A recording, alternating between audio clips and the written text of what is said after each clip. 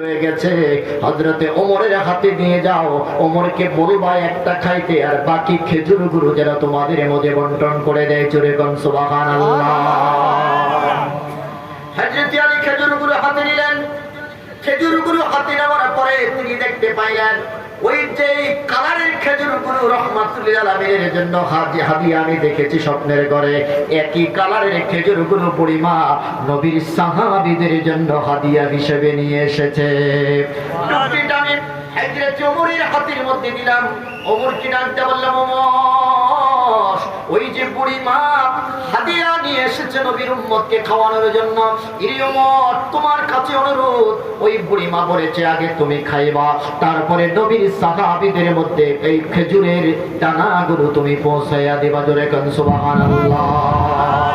হযরত ওমর একটা খেজুর নিলেন। একটা খেজুর নেওয়ার পরে আরেকটা খেজুর হযরতে ওমর আলীর মুখের মধ্যে দিয়ে দিলেন।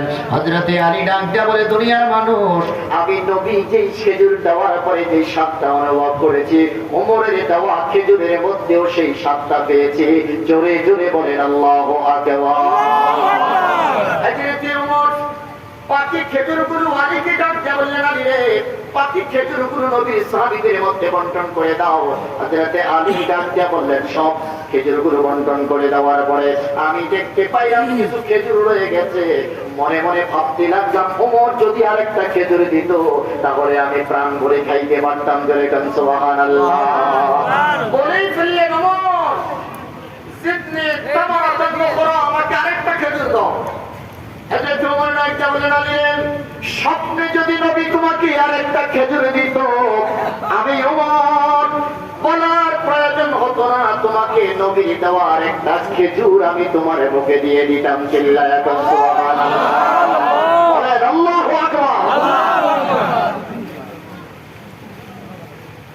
সকলে মসজিদের ভিতরে চলে যান। কি বলেন আপনারা?